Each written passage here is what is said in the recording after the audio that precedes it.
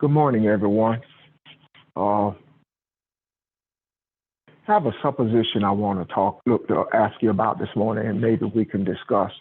First, though, as we always do, we want to see if we have any other questions uh, regarding what has gone on this week or whatever the topic of discussions was yesterday. If you had any questions or comments or from that, please feel free to do so. Or if just anything else is on your mind. I also invite anyone who may be new to dialing in with us. You are just as much a member or part of this as anyone. Please feel free to ask any questions, regardless of what it may be about, and we'll be more than happy to discuss it. Or if we don't know, we'll tell you we don't know. But please feel free. This is open to any and everyone, all of us, okay? So we start off with questions. Anyone have any questions on before we get started, as we get started? No questions? Okay. There were some that about 5 of them that just came on. So just came on, yeah.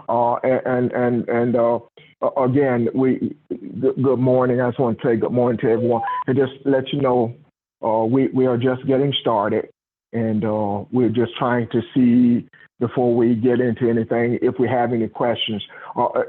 For those of you who may not be familiar with this setting, the questions pretty much drive the conversation of the study. So if there are no questions, but please feel free if anything that's happened in your life this week or any lessons that you may have heard of in the past, anything, we're happy to talk about it. Ron. Yes. I have a question. I wanted, on yesterday we kind of touched it, but I want Pastor to explain what I've heard the conservatives keep saying, that using the word woke, and also cancel culture. And I wanted him to explain that a little bit to me. Linda, are you saying woke, W-O-K-E, like out of a sleep, awoke, or awakened, or okay. But they say woke. Pastor. Okay. Yep. Pastor, did you hear the question? Yes, sir. The idea of woke, and did she say cancel culture? Just woke. I think she said cancer culture as well, right, Linda? Is that the other part of your question? Okay. Yes. Okay. First of all, the idea of being woke is referencing something that appears to be political, but it is not. When they talk about those who are woke, they're talking about those who are engaged in protests like that of the death of George Floyd, people who are beginning to recognize the injustices and the unrighteousness of the system, and in doing so, seeking to make changes in the system so it will be reflective of everyone. However, those who are woke, or being referred to as being woke, they are looking to the political system or the government for redress or to make those changes. However, they don't realize that what they're actually doing is seeing the spiritual essence of what change should look like. And that's where we come in.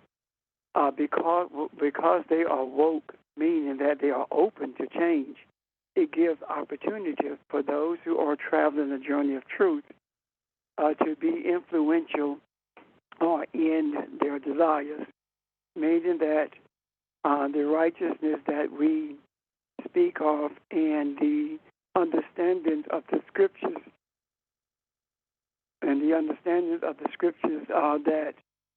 that we are seek and express are being influences them meaning their thought patterns, and it's also opening up other avenues of opening up other areas rather, where change needs to take place. As to the ones who talk about a cancel culture, Republicans has a guy, I can't remember his name. His only job is to create catchy talking points for the Republicans.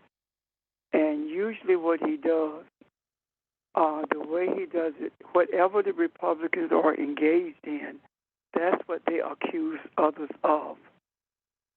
For example, when they talk about the integrity of the election being maintained, if you look at the ones who agree the integrity of the elections, you will find that they are Republicans. Primarily, the latest case that was well known was the one in North Carolina, where they had to do a complete had to vote all over again in a district that had been illegally influenced by Republicans who misused write-in votes. Not write-ins, I'm sorry, mail-in votes. So now so the word cancel culture is what they are attempting to do to primarily the African and people of color in general. In other words, nullify anything that you believe is right. The nullification of your culture involves saying that racism does not exist, or your beliefs about who God is does not exist. Anything that pertains to you, with the exception of religion and sports, are non-starters or they are invalid.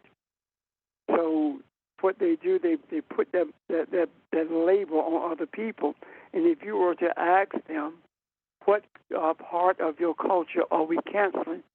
The only part of their culture that's being canceled that they can ever come up with would be the keeping America in a state of slavery. That's it. Keeping it in a mindset slaving people of color. So when you talk about cancel culture and woke, both of those are spiritual things, are spiritual principles that are misunderstood or not understood at all by those who are engaged in perpetuating them. Any does that help you? Do you understand it? Any questions? I understand it. Are there any further questions or comments on that? I have a question, but it's not on that. Okay. Yesterday when we were talking, excuse me, I think Evelyn asked a question about, and I'm paraphrasing, being united with or being married to a womb, and you said enlightenment. And would you just further elaborate on that they are one and the same and what that means? They are. When we talk about the oneness or being intimate with, being married to, we talk abun. When we speak of abun, we also talk about light. When we talk about light, we're talking about abun. When we talk about enlightenment, it's the same principle. So yesterday, actually, in my head, I said it, but verbally, obviously, I did not say it. But they are one and the same.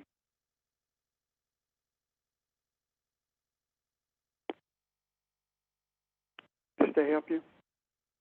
Or is there are there further questions about that? No, that helps. Thank you. I was going to add to that is kind of like a merging, so to speak, as well. So if you think about, and a lot of this, I was about to say relationship, and I feel like I'm always talking about relationship, but all of this stuff is more so an example of a relationship, or is a relationship, or more so on a spiritual level. It's the same thing when what was supposed to happen with marriage in a sense, in terms of the two beings becoming one. It is a joining of them, so to speak, where they become one entity. So it's not, for example, Kathy and then Sheldon. It is that those two entities are operating together, and is not so more individualized so much, because we're always making decisions with our best interests at hand. Kind of like if you also think about being a part of a family, or you think about a mother that is making decisions not based upon her own personal benefit, but that of the benefit of the child, and or the benefit of whatever unit she's part of, a household, etc. And so that which is funny because we were just talking about this, that bridegroom, so to speak, is always there, waiting, which is at womb. It's just more so when we decide um, to enter into that oneness, that unity, which of course is Pastor Richard just said, also being enlightenment, also being delight.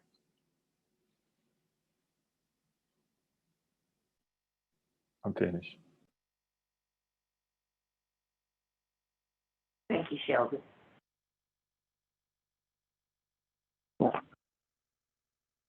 Excellent. Any other questions, y'all? Any about anything?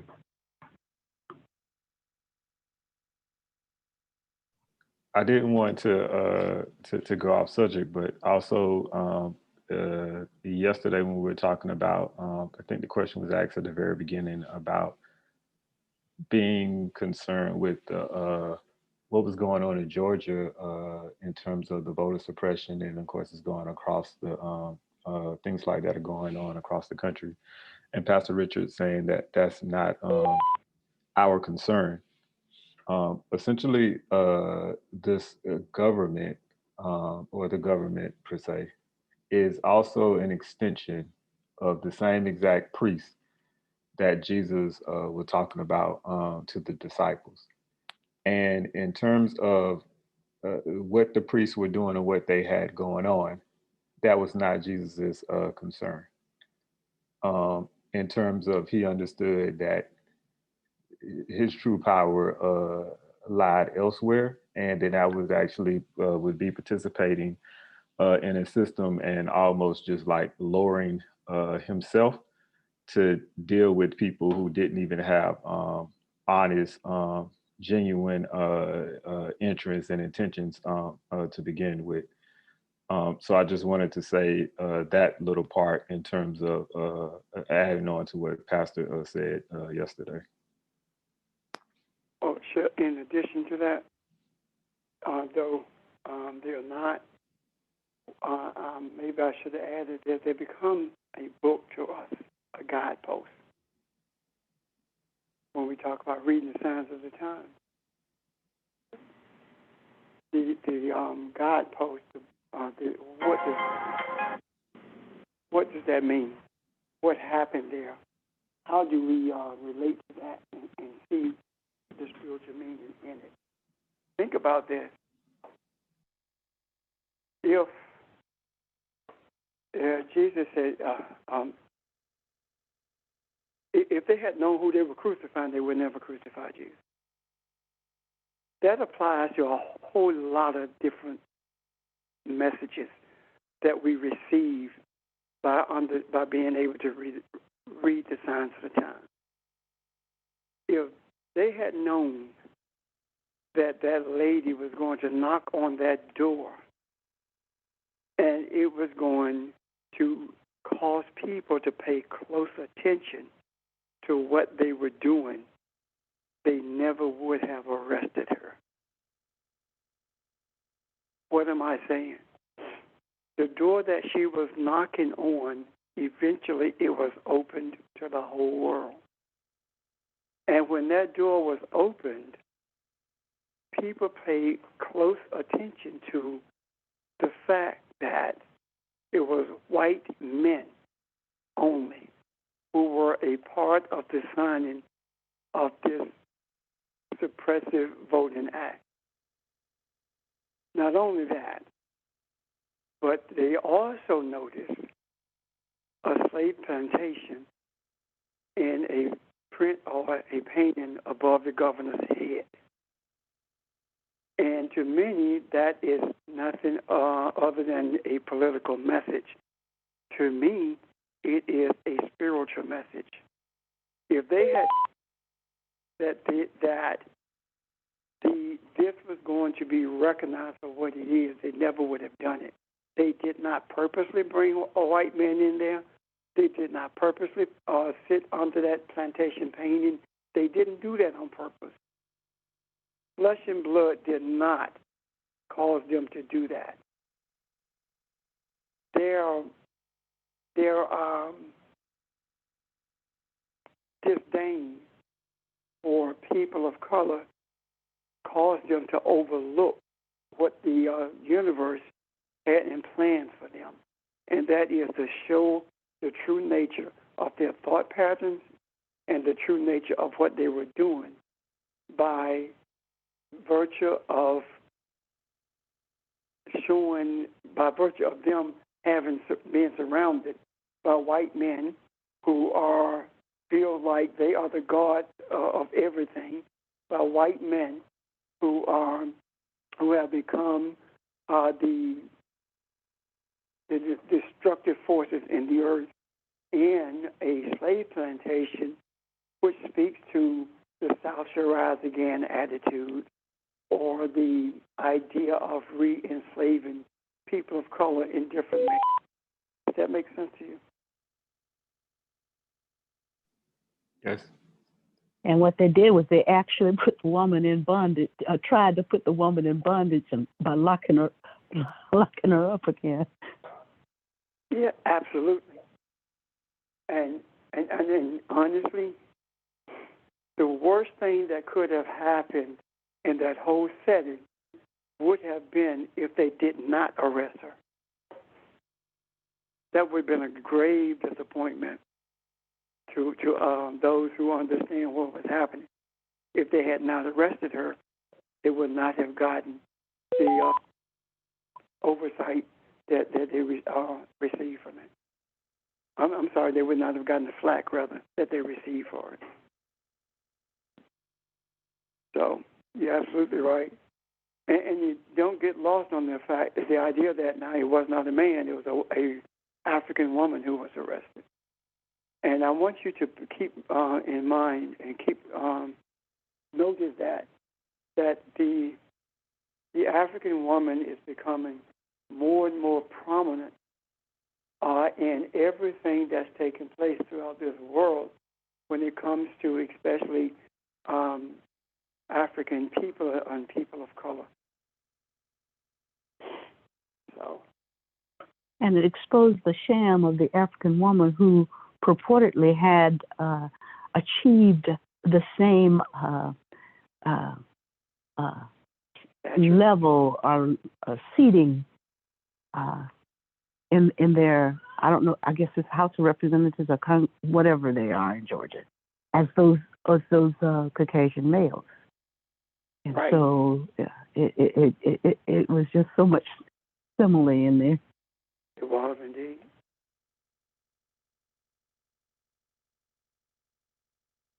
Any other questions or comments? I have a question. Good morning. This is Audrey. In listening to what you were just talking about, one of my concerns has been over this. Well, I'm just thinking, what does it mean? But I think it kind of dovetails into what you're talking about now. And it's all this stuff that has been coming up about the Southern Baptist Convention. And this very prominent woman called Beth, I think her name is Beth Moore. anyway, I had heard of her like years and years back. She's a very prominent teacher in the Southern Baptist Church.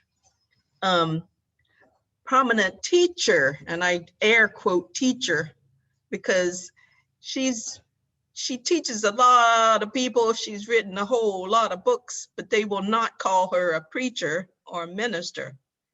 So she's just a teacher. But she just left the Southern Baptist Convention. She's basically fed up with it. Fed up with, I suppose, being subservient. She does a lot of work for the convention, but yet they won't call her a minister or a preacher. They will only let her be a teacher. They will not even let her teach men. I mean, it's ridiculous. But anyway, is that part of, even though she's a Caucasian woman, but a woman, with her stepping away from that, is that part of enlightenment? I would say yes, it's part of the enlightenment that beginning to be recognized and embraced by a segment of the Southern Baptists that has, up to this point, been relegated to a subservient position. Keep in mind, Part of wokeness. well, wokeness, there you go. Because what she is stepping away, her reasoning for stepping away is not something that just started. This has been what it is forever and a day. Right. So is that wokeness that she's experiencing? As Linda asked about it, Barbara reiterated a moment ago.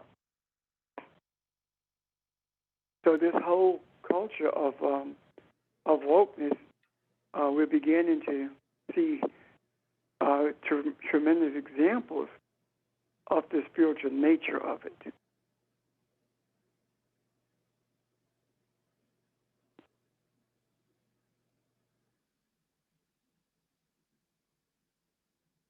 The only other thing else I was going to add is like, yes, everything was just said, and she hits, I don't know for how long, noticed that there has been there has been a sense of trying to suppress her for a certain amount of time, and it is because of that femininity that she represents, no matter how she actually tries to represent it.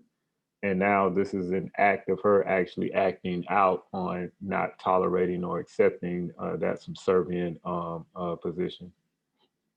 Right. And it may just be a step, and it may be a long way to go, but it's definitely her acting out more so on, I hate to say it this way, a step in the right direction in terms of walking into, well, I guess I don't hate to say it that way, a step in the right direction in terms of her walking into who she truly is. Absolutely. I mean, think about the lady that Kathy often references that she worked with, who are Southern Baptist, is Southern Baptist, and regardless of what was pointed out to her about the misogyny of that denomination, it didn't matter. She was going to hold true to what she believed, even though I don't really think she believed it. It was more of a fear to break away from it because she didn't want to be ostracized, probably. But that speaks volumes when you look at her in relationship to this quote-unquote preacher/teacher that Audra was referencing.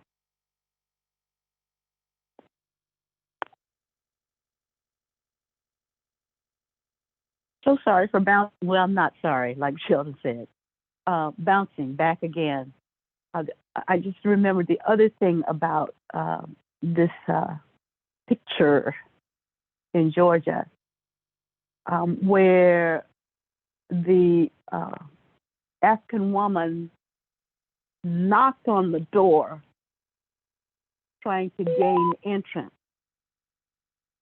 was denied entrance, and in addition to being denied entrance, subsequently arrested.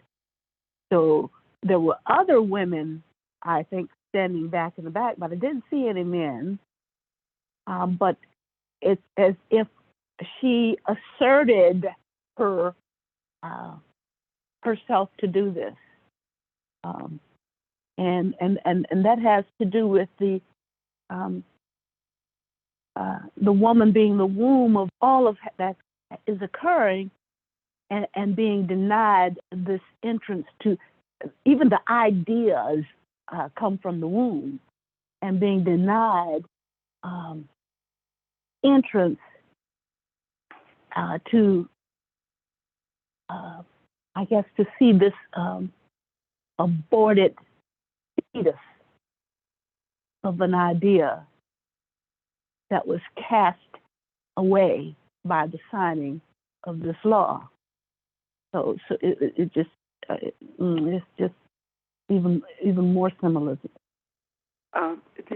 Barbara, the idea of her knocking and the door not being open, she being arrested, says that the door to this society that has been organized for the benefit of white males, the doors are closed to you. And if you make any attempt to cross that threshold, we're going to arrest you and charge you with a felony. Keep in mind that the political change that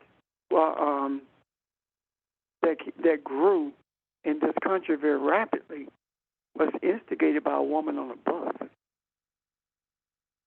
And that began to change how we were locked out of social and society in terms of transportation, jobs, etc. However, I think this is a bigger story in that the Creator is showing us that the change that we have been talking about in terms of the direction or the trajectory of this government has taken place already. And the manifestation of it is right before our eyes, because just like the Rosa Parks engagement resulted into public transportation and public facilities being changed or opened up, now it is time for the spiritual essence of our being to guide the government to a place of opening, so that it too can be not only open but beneficial to all men, to people throughout the world, for that matter, all being instigated by an African woman. But this time, a different type of organization. If I use the word loosely, a different type of organization is guiding the forces, and not guiding towards a change based upon politics, but a change based upon the influence of the spiritual essence of who we were created to be. Is that understood or clear? Or questions about that or comment? Yeah, good morning. If we look at, I'm sorry. I'm sorry, go ahead, Barbara. If we look at thank you, George. If we look at the idea of what, even further back than Rosa Parks, if you go back to things like the Harriet Tubmans of the world,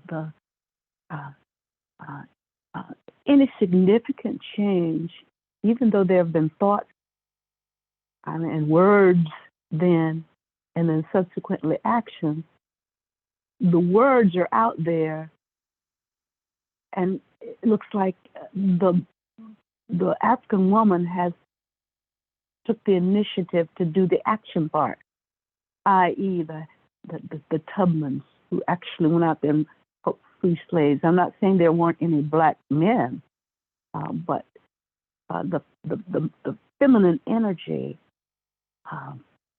was the one that was seen significantly to put into action what the thoughts and the subsequent words were. Not only Tubman, but in the parks, then the lady at the flagpole in South Carolina who took down the Confederate flag. There was a lot of machinations about the thoughts, the words, but the actions, the things that are manifested, are birthed, if you will, came through the African woman. And so what that symbolism in Georgia reminded us of is what you just said, Pastor. It doesn't matter what all of this other stuff is happening. It's just a signpost to let us know that that what we asked the universe and agreed with the universe on in terms of balance is already here. And the signposts are there. Just like there's signposts that can distract us, go here, go by this place to eat before you keep on your journey, or go by this this lovely beach before you go on your journey. The signposts are there as potentially distractions, but they're not the goal. The goal is already here, and it is balanced. And so regardless of anything that comes up, and there will be other stuff, we have to just know that we know that it is already done, as you said. We are already in the midst of balance. And I think that is on the backs of our embracing the reality that the very balance that we've been searching for, we looked in the mirror and found out that we are that balance. And it appears that each time that we recognize that we are what we are searching for, then we begin to see it in manifestation. I am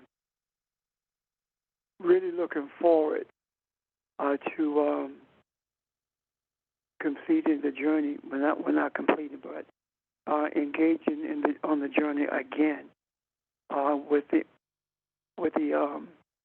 desire to understand this New Jerusalem and seeing the results of it in its manifestation. I know that there are probably thoughts about how does this fit into the whole concept of our religious life, where it doesn't at all.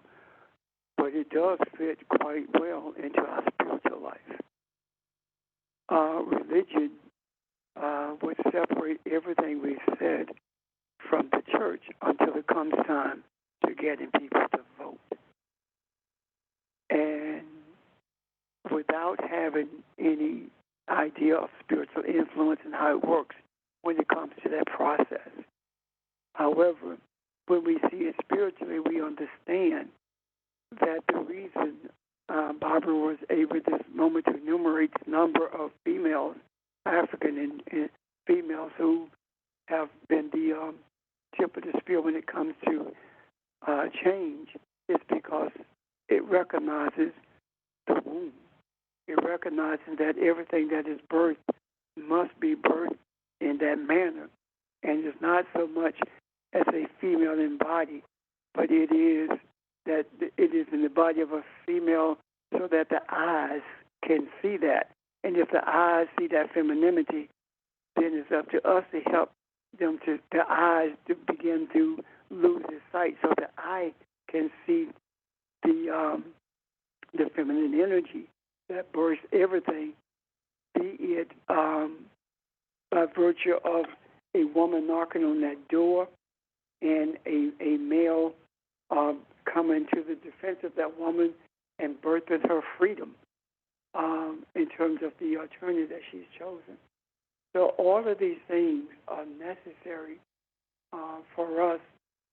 And to be quite frank with you, the Creator has made it a lot easier for us to read the signs of the times And I have found it being in the position of pastor, or that it's a lot easier to be a pastor when you rely on your spiritual eye to guide you, as opposed to your intellect to deliver to your message, to give to people that message that is intellectually sound, but it is spiritually lacking, in that it doesn't change the course of anything. I'm just grateful to the Creator for granting to live in this time and be a party to this. It's funny how we can separate the politics from the church, with the exception of times for elections. In all other times, it has no place there. And it's also funny to me how we can look at spiritual, we look at history rather, as being racial until only when it's the African's history is racial then. However, when it is the history of this nation or of Europe is not racial. That's kind of funny to me that it's that way. But anyway, let me stop talking. I think George was about to say something, Barbara. Yeah. Good morning, everybody. Yeah, Pastor, you were, mentioning a little bit about, the new heaven and the new earth, and you spoke about, yesterday, that the New Jerusalem, is mentioned as her, that which nurtures us. And it's something that was said today that I'm just looking at in terms of what was said yesterday. You mentioned about people who have come but couldn't get in. And then you spoke about being in the building but not in the discussion. And I wanted to try to see if there was any connection between what you said yesterday and that which is being said now, in terms of the concept about the African woman, or in terms of that that I believe it was Trippa, becoming one, with this the spiritual form.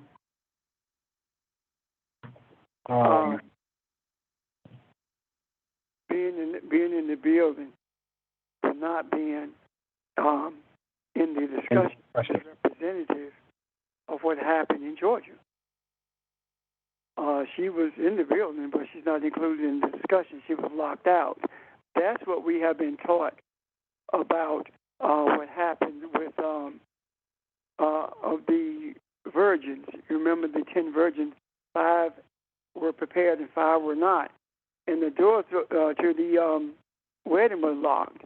And we've been taught that meant that they were left out and they could not get in, which means they were left behind. However, that is not the intention of that parable at all. It does not mean they have been excluded. It means that they were not prepared to receive the enlightenment that was available to them. And when I look at what happened in Georgia, being in the building was not included in the discussion, she knocks on the door, she's locked out. However, when she's in that room and she's making the decisions, no one is locked out. The door may be locked, but it's not locked because she locked it. It's locked because your mind is not open to receive the enlightenment that's available to it. So it is in that regard that I see the connection there, George. Well, there's a double locking. It's the physical and the spiritual. The double locking, the physical being the door, and the double locking being these men whose minds were totally locked against anything other than what they wanted, when they wanted, as they wanted, how they wanted. And they concluded it by signing their name, his name, the governor signed his name on this paper, not knowing that the spiritual unlocking is so much greater than the physical locking. And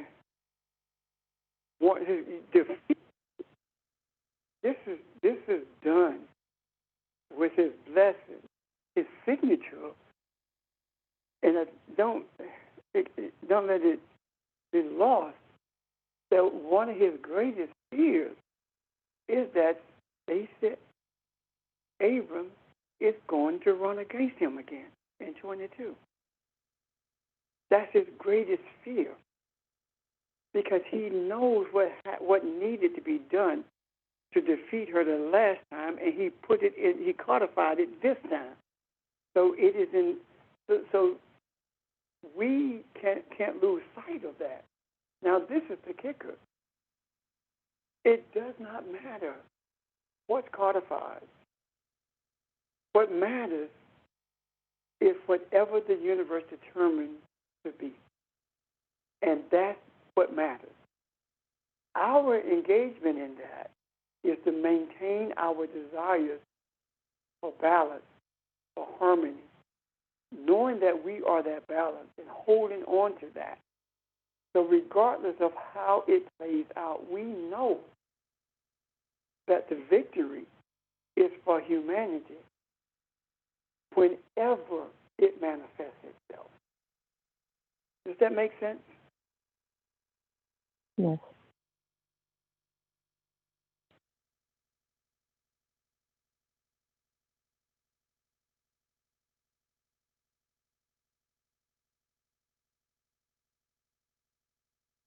Any questions or comments? I know that was not probably the direction that of Ron's intention, but the flow of the energy in the universe. I guess that's where we go. I can really see this locking out in terms of all of these religious practices that want to keep women subservient and in the pews rather than as leaders. Yeah, it's a male. Their minds are locked, as well as they want to lock out women from being the leaders that they are. Yeah, that metaphor is very, very applicable. It speaks of not understanding the value of feminine and masculine energy, the balance. It just smacks very loudly of their not even having a clue. And on that, don't lose sight of some that well, people just showed me something, a headline, and reminded me of two African women that they mean in those white males who are continuing their efforts to maintain their power, Diamond and Silk, or their allies in this effort. They are not spoken of that much. However, their energy is what empowering them to continue this journey, and they don't even realize it. I'm sorry, what did you say, Diamond and Silk? Yeah, the two African women who supported Trump so vehemently. Oh, gotcha. Yeah. This is the thing that they don't realize, and that is it does not take every single one to be on board. What it takes is just for one to embrace the essence of who it is, and it's that light that overpowers all of the energy of the adversary without even having to lift a finger. Look at how much has been altered simply by desire, not lifting a finger. The whole nation has been turned upside down And I'm not looking at the turning upside down at those people on January 6th. No. I'm talking about those people on January 6th were responding to the nation having been turned upside down. The people on those streets, the George Floyd people on those streets, the Black Lives Matter people on those streets are the ones who has turned this world upside down. And in doing so, it has given the space or allowed for us to have the space to continue our desires and embrace who we are, and at the very same time, filling that space with righteousness and peace.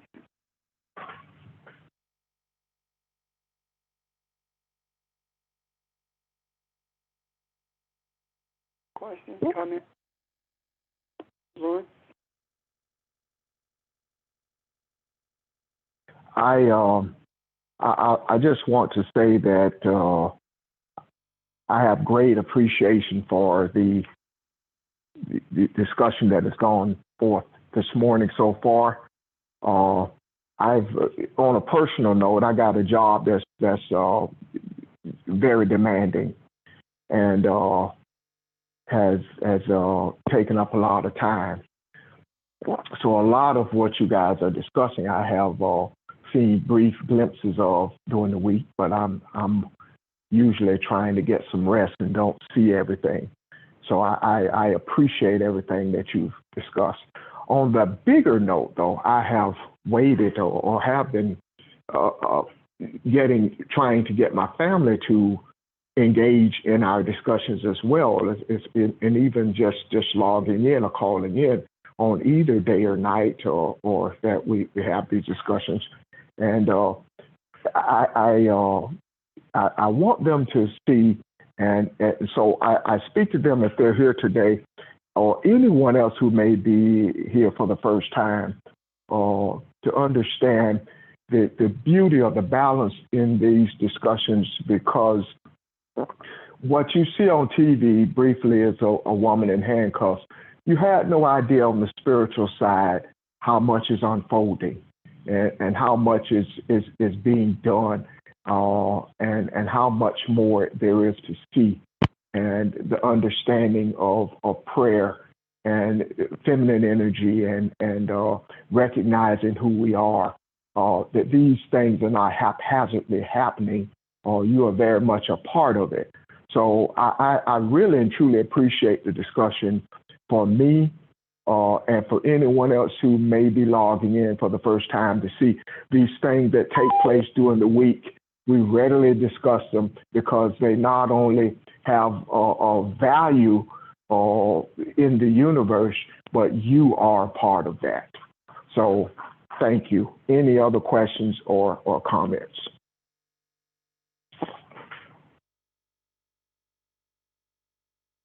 Okay.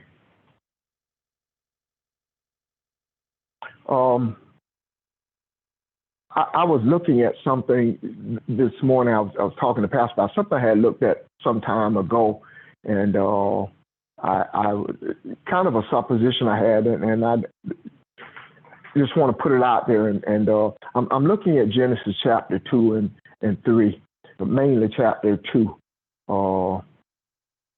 and something I just want to put out there and see if we can get some discussion on it.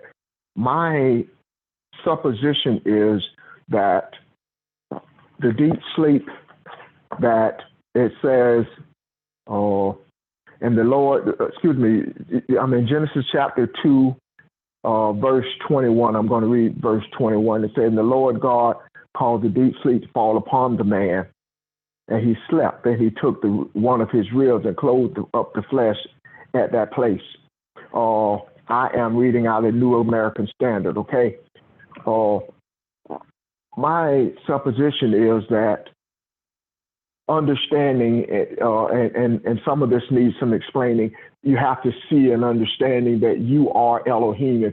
We've been talking about that for quite a while now, but the way this is read, the way we've always sort of understand it, is that God being outside of us did this to this man. He put him to sleep so that he can awaken him, or to take his rib to make the woman.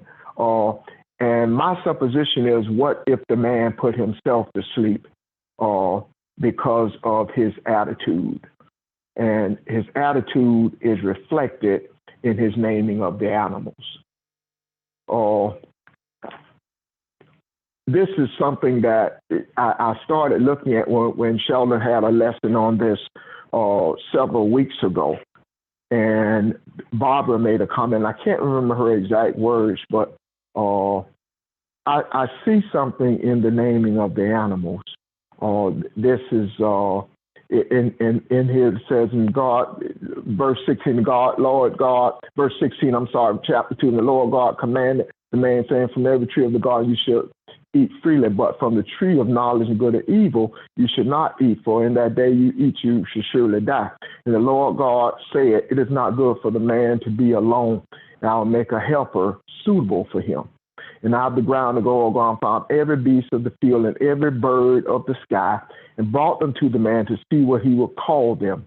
And whatever the man called a living creature, that was its name.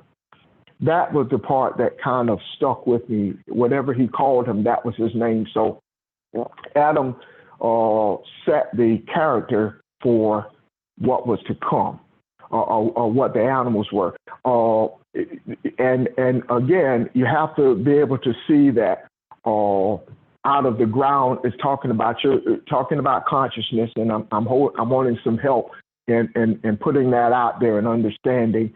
And these animals, naming of the animals is not like I'm going to a zoo and these things are external to me. These are talking about your thoughts and your personality traits, or the things that make you angry, the things that give you your ego, the things that set you apart from other people, those kind of things. So I'm looking at this, and my thought on it was, my supposition was he put himself to sleep by doing this. If I may use the lion, for example, is my example, he very well could have said in with this, the lion, you are going to be strong. So I'm going to let you be the one who keeps peace. You're going to be the mediator. You're going to be the judge. You're going to be the one that people come to for disputes. You're going to be the one for calmness and to bring about stability to the land. You're going to be the one to show them balance, how to be balanced. But instead, the character of the lion is, I am the biggest, I am the strongest, I do not ask for what I want, I take it. I will devour you. There's nothing that you have that I can't take. There's nothing that you have that can protect you from me. So that type of attitude sort of had to kind of bear down on the other animals, because what that says is, now as the monkey, as the puppy, as the bear, whatever else is out there, I have to establish my pecking order under the lion, because he's right. There's nothing else out there, and that separates him from us. So it is that attitude that brought about diversity. It is that attitude that brought about classes of people. It is that attitude that brought about third world kinds of thinking. So in looking at it from that perspective, the man puts himself to sleep because he does not recognize who he is. And the sleep, if you will, is a place of protection.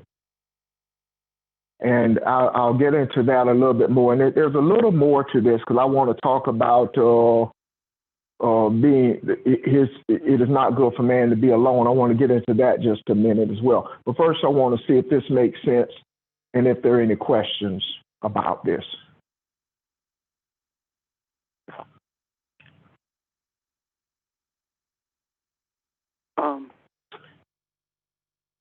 When you talk about being asleep, being put to sleep, the idea calls, because it says that he caused him to fall into a deep sleep. Mm-hmm. That also means to fall, to lay prostrate before something. But it also, if you look at the one of the words that it also could have been translated as, it also means to meditate. Yeah, it does. So when you say it put itself to sleep, could it possibly be that what's being said is that it is the recognition of who it is in terms of being Elohim or the image of Elohim? And this idea of sleep or meditation speaks to the development of a different type of consciousness. And in naming the animal or giving the characteristics of these animals, it was actually developing attitudes and principles that we are experiencing currently in the earth. So this inventory that it was surveying resulted in a type of consciousness that was different than the consciousness of enlightenment. It developed its own type of enlightenment, which subsequently became earth consciousness. And in doing so, it was made aware of the substance with which it was created, and the substance that gave it its strength, is actually not something that was taken from it, because that word taken also, when you talk about taken from, it also speaks to be taken in marriage or to become one with. So could this possibly be speaking or referring to the recognition that it was both masculine and feminine, and in doing so, and given the names or the characters, what's called animals, the developing of the earthly consciousness, the strength became the dominant force, and when it was transformed into the physical, that strength of that male carried over with that dominant attitude of viciousness. And out of these attitudes, there were cultural development, and within the diversity that ensued, the diversity that came out of it, there were cultural development, and there were cultural aspects that became more violent or more reliant on its physical strength than it would on its spiritual essence, and that is how we got to where we are now. Is that what you're saying? Yes, sir. That's exactly what I'm saying. And I'm going to add this part, though, and see if we're saying the same thing. Even at the point that he sees the woman, he still does not recognize and give her the strength that he still doesn't see and give her the respect that she deserves.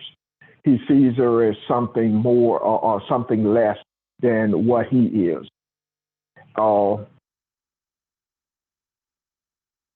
Let me see if I can explain that a little bit, because I think that is the key to this whole thing, and I think that is the key to him not. May I interject this? Yes, sir. This supposition, right? Suppose yes. that that recognizing once it saw the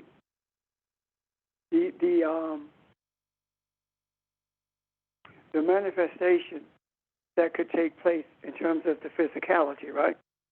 Right. It recognized that the physicality of it would mean that the masculine was strong in terms of bodily, physically. Yes. And it discounted the power and strength of the soul or the mind in terms of the feminine, right? Yes. So when it became physical, it began to dominate in a physical sense. And because of this physical domination, the essence of spirituality and the nurturing of it began to be overpowered or diminished. And in doing so, this in itself lent itself to becoming to a maleness of the physical society, becoming the physical dominant force, as opposed to relying on the nurturing of the spiritual essence that actually was represented or is represented by feminism, or the feminine aspect of birthing the righteousness and peace and that kind of thing into the earth. Mm-hmm. Mm-hmm. Does that make sense? Yes, sir. It does. He does not see that her power and strength is the internal thing, and it is more spiritual. He sees the strength and power of the physical, and he thinks that is what power truly is. And I think I'm saying this. I think we're saying the same thing, but I want to back it up and even talk further from the alone part of it. It is not. Ron, let me ask this question. Yes, sir. Okay. But to everyone who's listening, is this making any sense whatsoever? Or is there something that's missing? Well, here's my comment, or I'm not certain that will answer what you're asking. But the thing that I focused on when Ron started talking about this was the fact that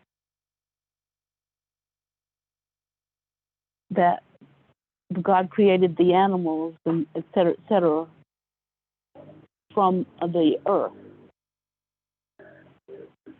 But when he created the woman, and he created Adam, the Adam from the earth. But when he created the woman, it was from a part of the Adam. Because up until that part, what was said was that, there was no helper that was satisfactory for the man, and that's when for the Adam. And so what I see that was happening is that it was trying to take a part of itself to see itself, apart from it, so that it could see and recognize itself. But because of all of these things that the Adam had named, and the attitudes attached to them,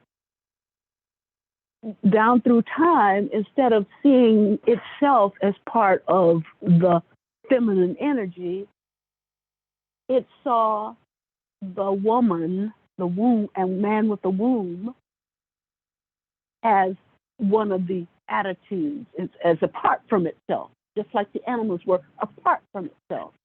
And so it sought to place that under its control as the animals were placed under its control. And therein is the dissonance. Therein is the chaos, because if that feminine is part of the masculine, there's a schizophrenia there. How can I demean me? And that's what all of this is about. How can I demean me? How can I betray me? How can I enslave me? How can I lock me up, in a sense? And so it's like the Adam did not come to that realization. Instead, he said, okay, now, here it is. Finally, bone of my bone, flesh of my flesh. Yeah, it acknowledged that. But if you look historically, how the masculine energy began to relate to the feminine energy, it was like trying to subdue the feminine energy, rather than saying, okay, bone of my bone, flesh of my flesh, you are me and I'm you, let's see what we can do together. Does that resonate? It does. And the reason very loud and clear. Yeah. Go ahead, Pastor. I'm sorry. I was just excited about what you said. Sure. Go ahead, yeah. Pastor. I'm sorry. Because when you think about it, what is the Shekinah? The Shekinah is the spiritual aspect, the feminine aspect of Elohim, right? And what is the first thing that these diverse cultures began to deal with? When they became diverse, there were those that stayed with the spiritual aspects of Elohim, yet there were those that denied those spiritual aspects, not denied it by saying it doesn't exist, but by virtue of it creating its own, or taking the spiritual aspects that other cultures saw and making it be what it wanted it to be. Thus, the masculine dominating what is called, quote unquote, the Holy Spirit, and making it be what it wanted to be, as opposed to what it actually is. Is that in line with what you were saying, Barbara Jean? Yes. Okay. I'm good.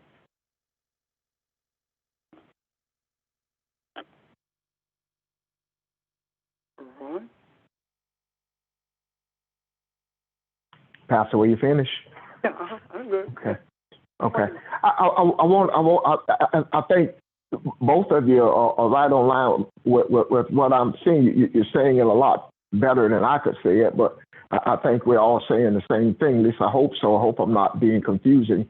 But this part where he says it is not good for man to be alone, one of the writers, I went back and looked at that, alone is likened it to, and I think I may have mentioned this before, Abraham sitting in his tent. And the thing that Abraham does sitting at his tent is not just I'm sitting there waiting on something. If you will, those angels or those images that he saw coming to him, he called them there. He called them there based on his attitude, based on who he was, based on his contentment, based on his balance in his relationship with the Creator. So the sitting alone, the separation is him recognizing who he is in the universe and saying, this is my responsibility. It's a humbling thing. I am Elohim and Elohim is me. And this is what I have opportunity to be a part of this, the privilege to be a part of this, to bring enlightenment to it. I liken it to something to further help us see this. It is no different than you being in a room and someone starts bringing toddlers in the room, and you're sitting there and you're faced with all these babies, and you are alone, not because you're the only human in the place, but you are alone because you are a person of responsibility. You are a person with the knowledge of what needs to be done to take care of them. So you automatically, the being alone part is you automatically humbly submit yourself to these toddlers. In other words, you become a servant to these toddlers. This one needs feeding. This one needs changing. This one needs that. So you are not male. You are not female. You are whatever you need to be. You become balanced. And I listened in one of the last conversations, Sheldon talking about relationships. That's what this is about. the Adam did not recognize the relationship between he, Elohim, and his feminine side. He did not see that. He only saw his masculinity. So the portion of him naming the animals is what I'm talking about. He does not show balance here. He does not see, as Barbara so beautifully put it, she is not separate from me.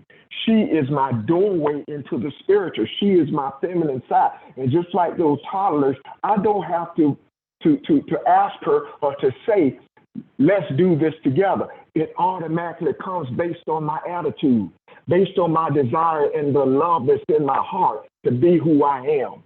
I automatically start taking care of the toddlers.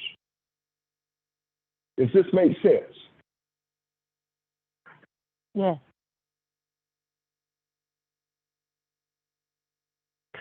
So, and again, this is part of my supposition is when he saw her, he still does not recognize who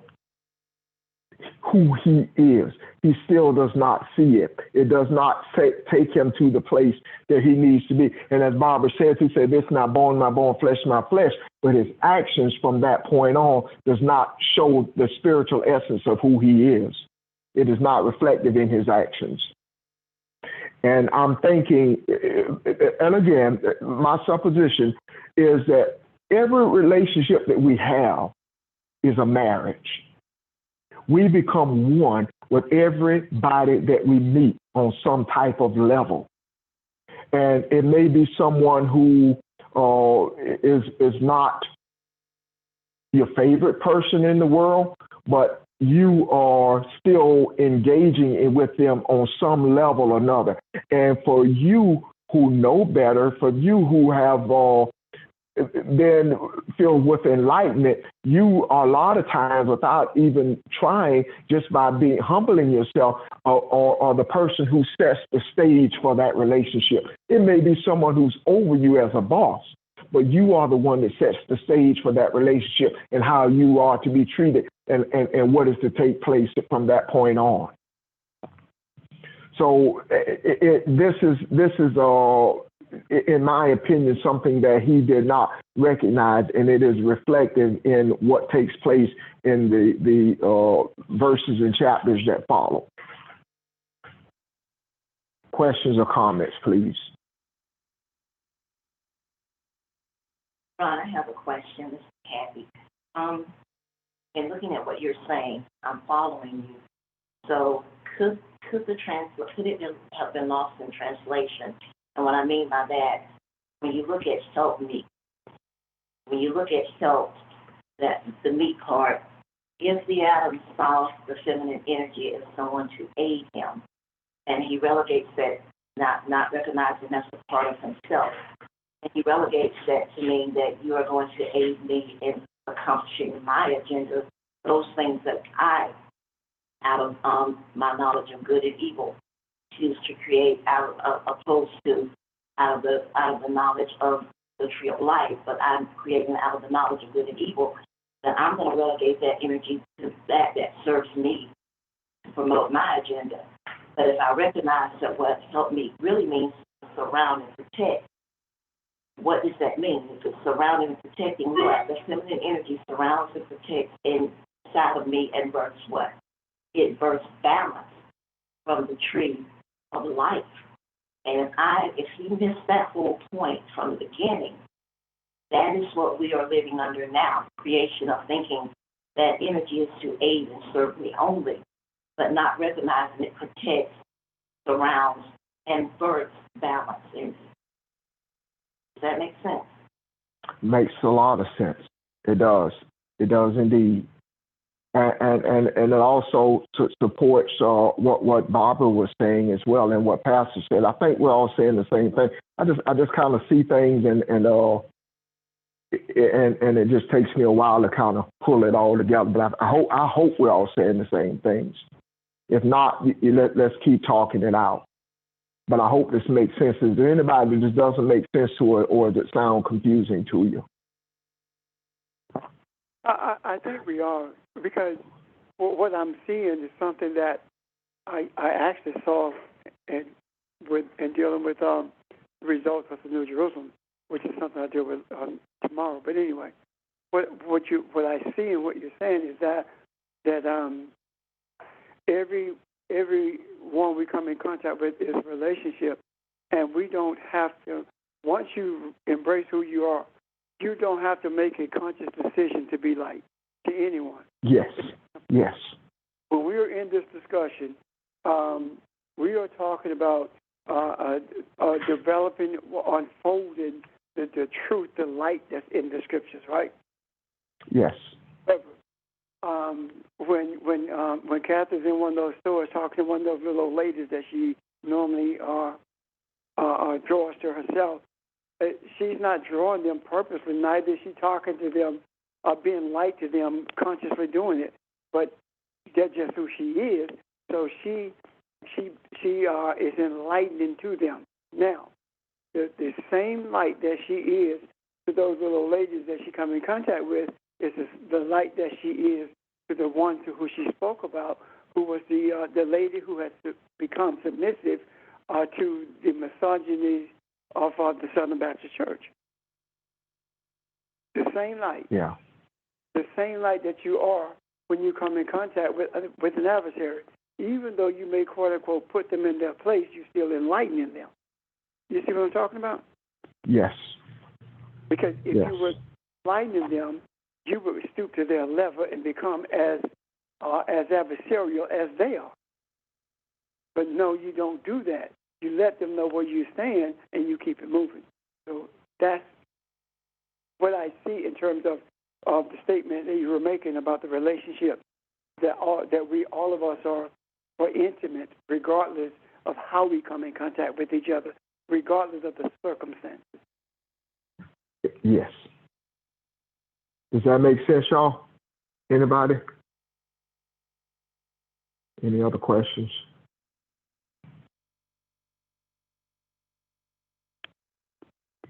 I have had one, Ron. Sorry, I have one. Yes, Ron. ma'am. That's okay. Going back to what Kathy just said, when you said the woman was to surround, to protect, to provide balance, you're including the spiritual side too, aren't you? The spirituality of it. Yes? That's exactly what I'm picking up. Yes. Okay. The spiritual nature. Because when we don't recognize that, we create out of our thoughts, our minds. We don't understand that the woman with the womb is in me, and I am able to birth balance. And if I don't know I have that ability to do that spiritually, then we get the creation of the atom from what we're seeing today, all the things we talked about. We said earlier when we were talking about even the laws and everything, there's nothing new under the sun. Whenever the atom, and I'm speaking of in today's terms, seeks to maintain control or balance, he resorts to what he's always done because there's nothing new under the sun. So it may be writing stringent laws that says, I'm going to suppress your rights, or it may be telling the Israelites, you're now going to have to make brick from straw. Whatever it is that I think I have to do to remain in control, because my being in control becomes, i.e., my balance. That's the way they see it. Well, we know there's no spiritual balance in any of that. But if they understood that out of the abundance of the energy, the feminine energy inside of them that has the ability to surround and protect and bring balance and harmony spiritually, then they would not act out, so to speak, and do the things that they're doing now, if that makes any sense. Okay, yeah, I got you. That's where I thought you were going, yeah. And I think Pastor did a beautiful job of tying it in to where we are now, the physical overpowering. If I don't recognize who I am or what I have, I rely on the physical. So he recognized even today, I am the lion. I am the, and I'm talking about masculinity really in the earth. I don't understand that the feminine part is a part of me, and not only a part of me and part of the balance of who I am. One of the things that we talked about when Sheldon was doing this lesson, opening that rib talks about chambers, opening chambers.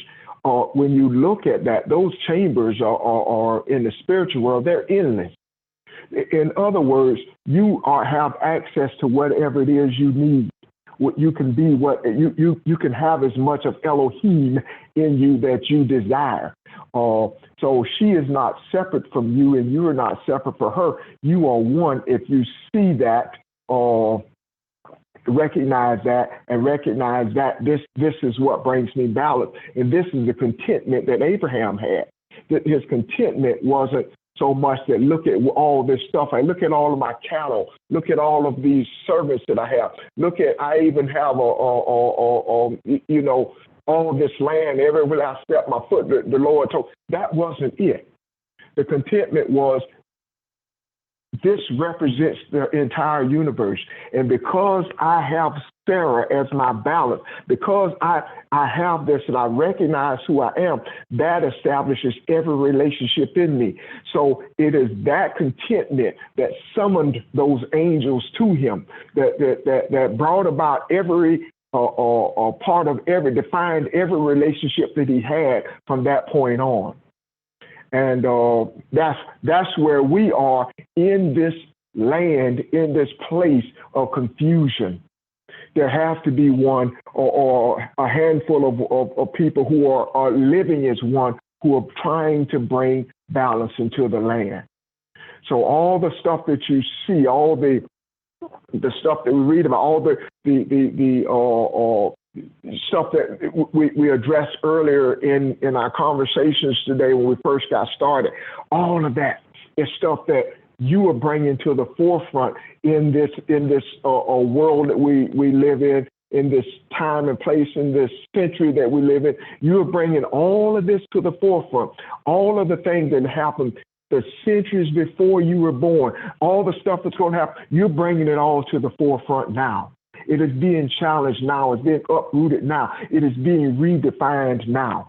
That is the here and now of these scriptures that we're talking about. There is no coincidence that we're talking about relationship. We're talking about marriage. We're talking about balance. We're talking about being one. And these things keep going over and over.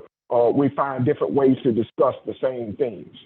We are bringing balance to the earth. We're bringing balance to the universe. Let me show you something, Ron. Yes, sir. Abraham, the story of Abraham is perfect. And in misogyny terms, if that is the word anyway, in misogynistic terms. Because when we look at Abraham, we always talk about the vision that he had about the angels and how he went to retrieve Lot from those who had taken him, right? But yes, sir. We don't talk about this. The scripture says that when Sarah died, the light went out in her tent. Why is it that Abraham is the man that we always talk about, but the light was in Sarah's tent? In other words, Sarah was the light, not Abraham. Yeah. That goes back to what Kathy was talking about earlier about the hedge around the protection. Yes. Sarah was the light. I think sometimes we miss that. The question becomes this: was Sarah the light because of who Abraham was as a prophet or a pioneer in terms of spirituality? Or was Abraham a pioneer in terms of spirituality because Sarah is the light? It is my contention that Abraham was who he is because Sarah was the light. When the light went out, when Sarah died, the light went out. What did he do immediately? Very shortly after Sarah died, when she died, you don't hear much about what happened until you get to the place where Abraham married Keturah in the second marriage. And again, he took someone who had been in his life before, one who was under the tutelage of Sarah. And out of that relationship came the sons or the progenitors of all of the other religions in the East, period. So I say all that to say this. The masculine made every attempt to extinguish the light. And when the representative of that attempt is seen in what we have been talking about within the realm of the Southern Baptist Church, what it did, it minimized to the point of non-existent the light that the feminine energy bears. In the African setting, when the African began to take on itself the beliefs of that system, it began to minimize the light as well. However, it did not work. Because even when men were dominant in congregations of religion, it was still the women, the feminine energy being represented there. It was that feminine energy that keeps it going. And even kids, when they were when athletes on Sunday playing ball, hi mom, were their words.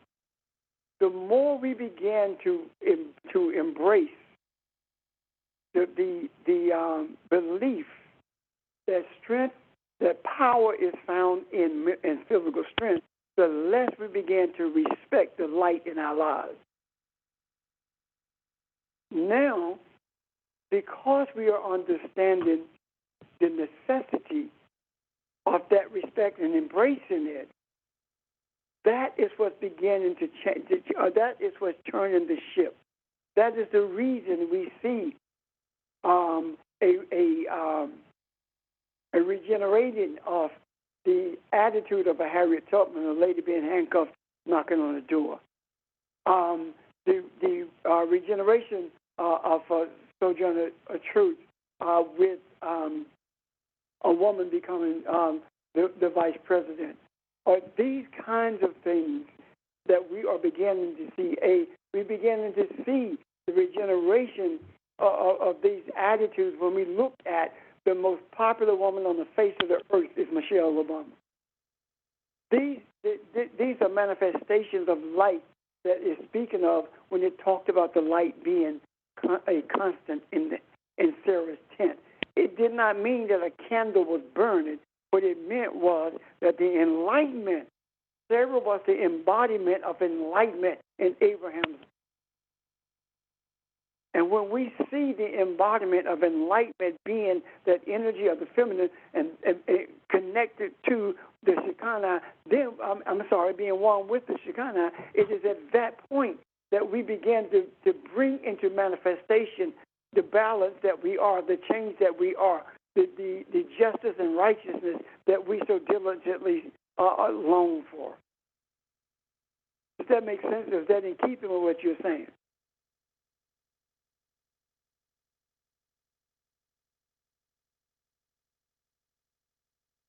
Hello? To me, it's like a correction. Yes. In other words, what the Adam did in not acknowledging and understanding that the Eve was a part of it. It was a part of Eve. That they were the same, because one came from the other. They were the same. It's like today when we understand what enlightenment is, and the balance between masculine energy and feminine energy, the Shekinah, etc. We are correcting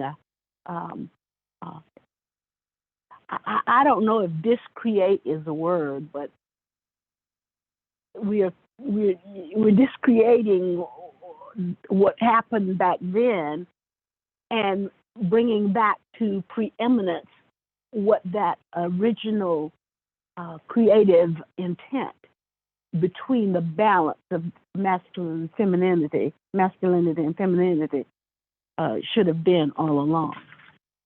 Mm-hmm. And Barbara, I go ahead. I'm sorry, Pastor. Go ahead. Since all of us understood what you meant when you said discreate, I guess it is a word now, right? Yeah. I was just going to say, I think what you're describing in the first chapter of Genesis, we are in the midst of shaping, and it said it is formless and void. We are filling that void. We are bringing shape to what is shapeless. I think that's the effort. Is in my understanding of what is taking place now. I kind of have a big supposition as well.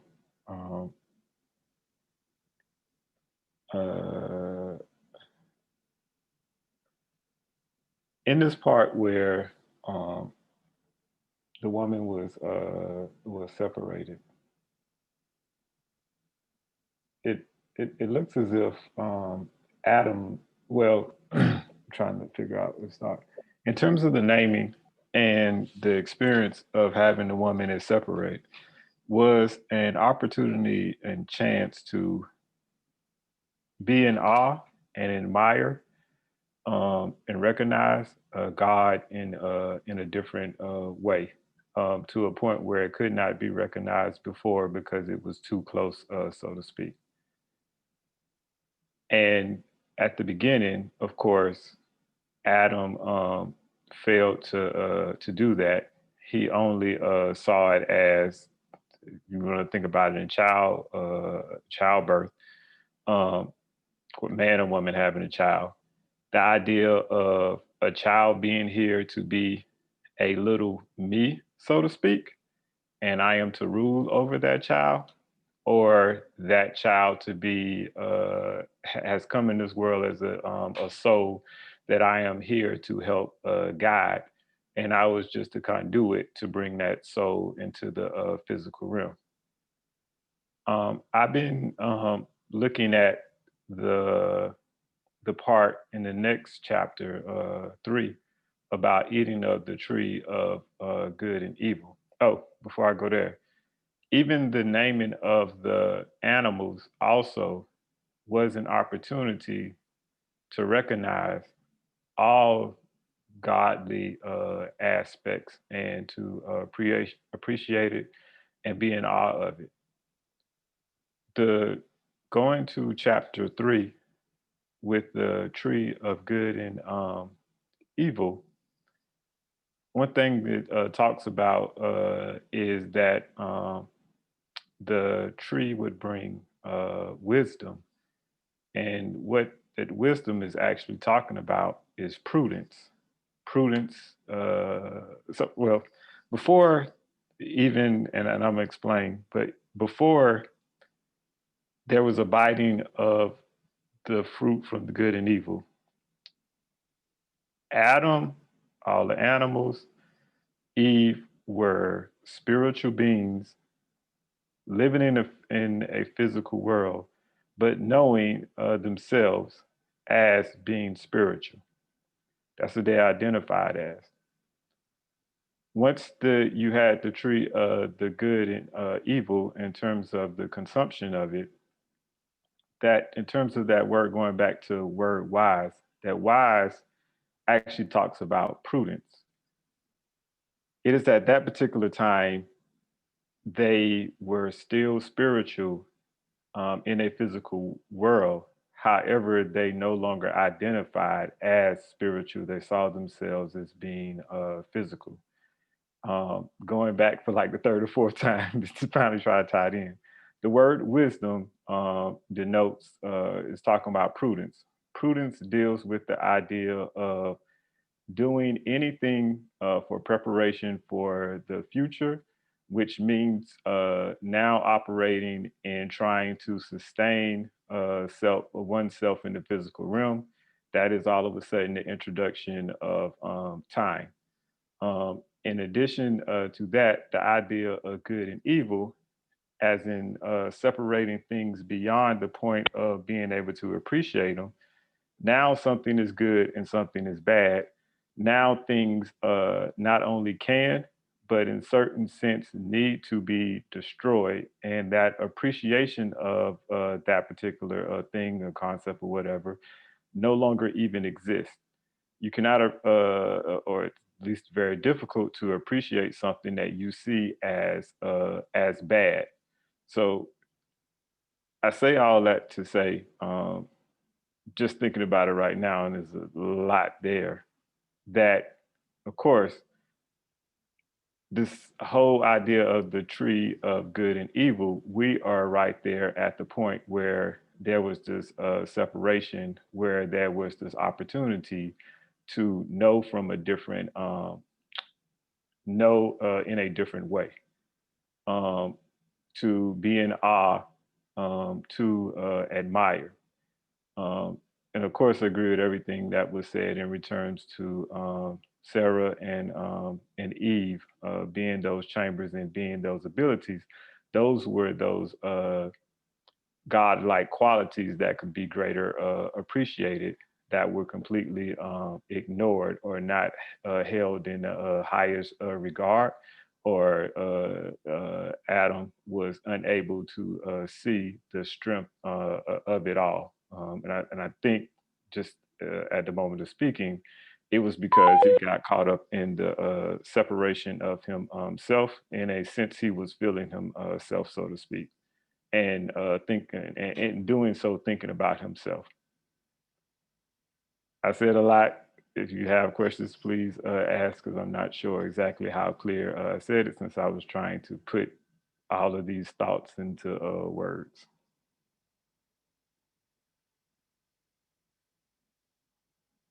I think it was clear, Sheldon. Thank you. Anyone else? Does this make sense, y'all? Can you see us today? Can you see where we are today in the scriptures? Yes. I can. Yeah, and appreciate the position that we're in, as far as those who are sincerely seeking light, those who sincerely say, at any cost, I am here. It is not happenstance that I am on this line today. At any cost, I want to be enlightenment. This is not just for me. This is for all of mankind. And I give my all to this effort. And it's because of that that the Creator has shown us enlightenment. He gives us wisdom, and then He gives us understanding, and that understanding prepares us for whatever we see, whatever happens in the course of a week. It is not something that will overwhelm us.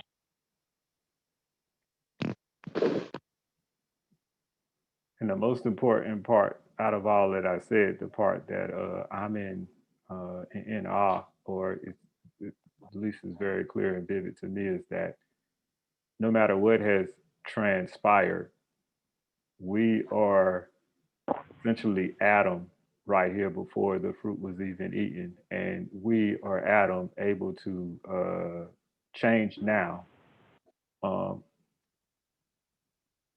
I guess I don't even want to say his decision, because it's like we're going back to change his decision in the past. That is our decision to make right now, basically, is what I'm trying to say, in terms of recognizing the feminine. That's woke. Yeah. Yeah. That's woke.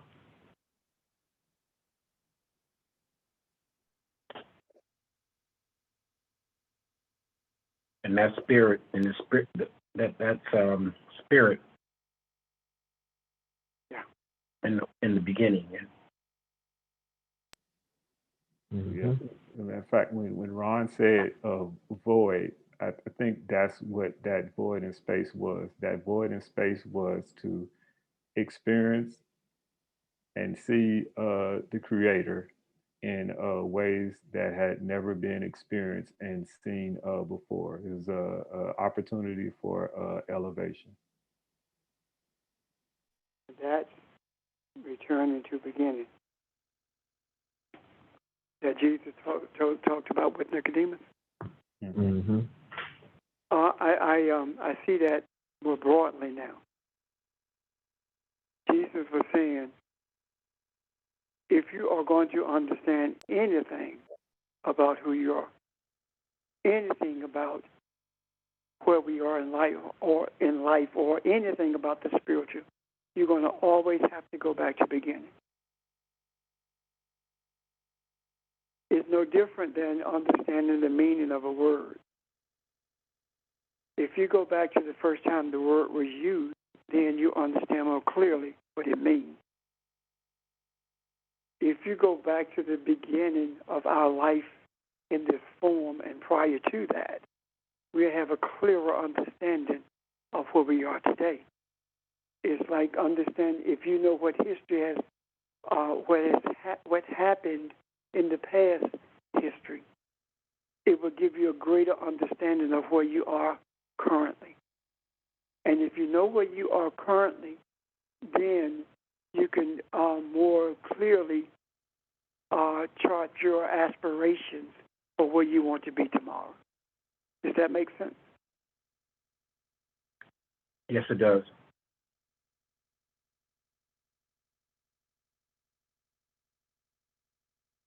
That is actually an excellent example I had never thought of when you talk about going back to the origin of the original use of the word. That is being an example of going back to the beginning. I like that. I can see that.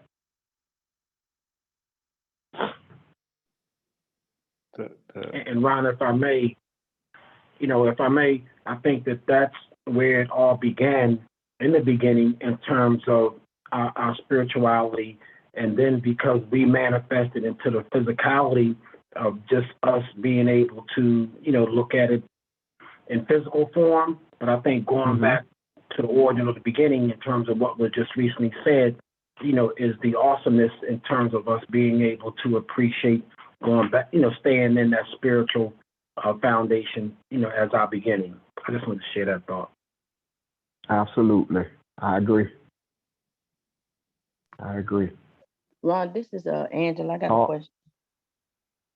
Yes, ma'am. How you doing today, Angela? I'm doing good. Thank you. Okay.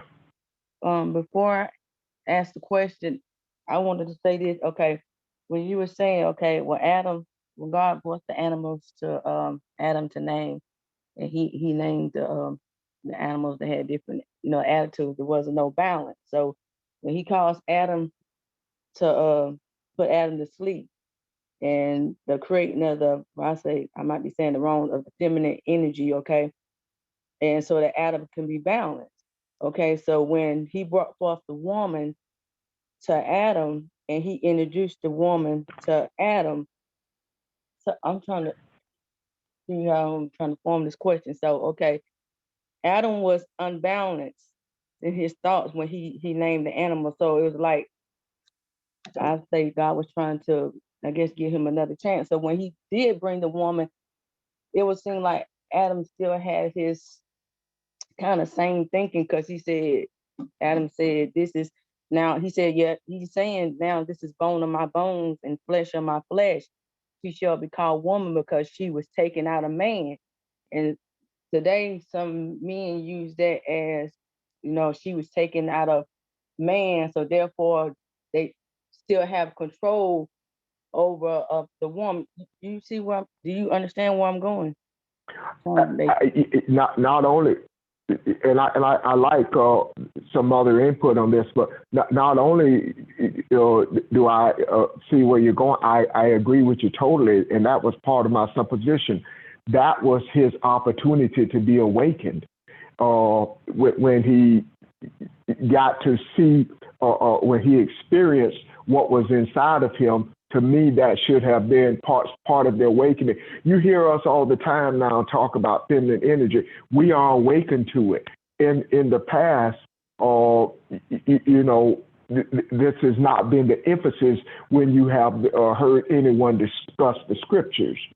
So now it's not only an emphasis on us discussing the scriptures, it is who we are and in a recognition in our daily lives. It is an appreciation of who man is. And I'm talking about the man, the masculine man and the man with the womb, the balance that it brings in the earth. So yes, I agree with you. I think that was the opportunity for him to awaken out of his slumber, but he failed to see who he really was. That and if anyone else see something differently with that or have something to add, please feel free. But yes, Angela, I agree with you. Go ahead. When you said, Angela, that the man, that's why men use that as a precursor for dominating, that's total ignorance. Because what is said there is the Adam is man, but it also says that which was taken out, for lack of a better term at this moment, is also man. It's simply a man with a womb, and the other one is a man with a penis. Both of them are men. Yeah. So if you look at it the way the scripture presents it, neither one of them rule over the other. How they are a balancing act. They are to balance each other, because without either one of them, nothing exists. That's the point. Does that make sense? Yes. So it's honestly, it's Christian teaching that's done this. That's all. That's the bottom line. If the scriptures had been taught the way they were supposed to be, we would not be where we are now in terms of men being vicious when it comes to females and domineering. I'm done. Sheldon, did you have input? I did, and then I was also just thinking about what Pastor Richard just said.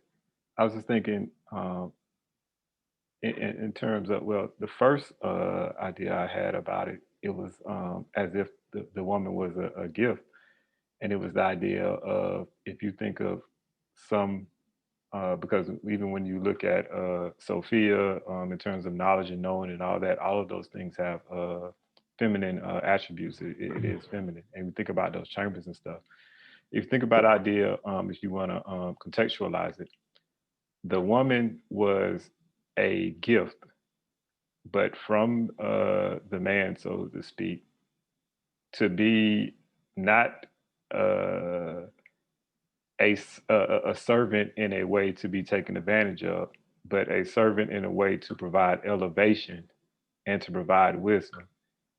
And metaphorically, instead of the man engaging the woman in that way, he looked at her as a servant and told her, the quote unquote, and I'm doing air quotes, go make me a sandwich, which was to totally disregard and not acknowledge and see what it is that she was, and in what way she was actually elevating him.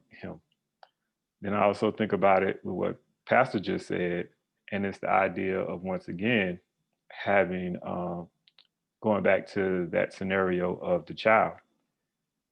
Children can be some of the greatest teachers, even in terms of engaging and having to raise them, if you allow them to be that, in terms of our own spiritual growth, depending on how people, differently approach the idea of parenting and what they see their kids as. Some people see their kids as just mini me's, and that I'm going to mold to be like me.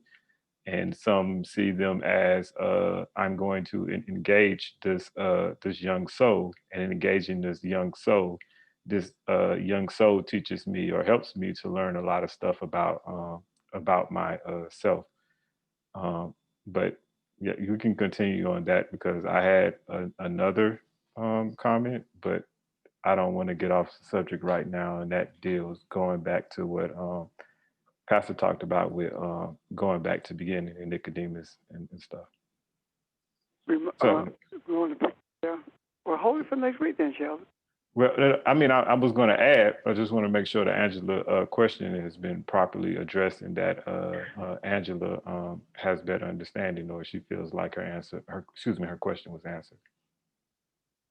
Great. Yes, my question. Angela? It was answered. Thank you. Okay. The only other thing I wanted to add, and this could maybe lead to something later, I'm not sure, but the idea that when Eve and the serpent were going back and forth talking about eating of the tree of good and evil, and the woman Eve said that eating of this tree will cause death. And this is the death that Jesus was talking about. It was talking about being born again and everything like that. And so the entire time when we were in church and we thought we were supposed to be born again, we were actually walking around in death. And to walk around in the physical, or to walk around in a duality in good and evil, is to operate in death. But then with the serpent coming right back, which is a different thing, and he's saying, dying, you do not die. What he said actually was fact as well, but what the serpent is talking about is not a lie in terms of dying. It's a different type of death. The serpent is talking about that we are souls and souls never die. So what God said to Eve was right in terms of you will begin to live a physical life. You will be man, just like in Psalm 82, you will die as men. But the serpent knew it's impossible for you to die. But it was more so that wisdom or lack of wisdom, I would say, and understanding that separated Eve and Adam to the point where they died. That's all. I'm done. Okay. I'm hoping.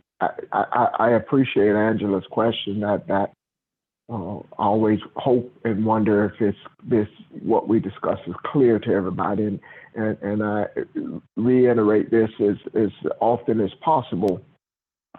This Bible study or church session, however you want to look at it, belongs to everybody on this line. And please feel free at any time to ask a question or offer input. But it does us no good to sit here and talk for a couple of hours or longer and someone get off the line and say, I don't understand what was said today. That would hurt me or bother me more than anything. And I think any pastor or any of the teachers would feel the same, that we'd be disappointed if that were to happen.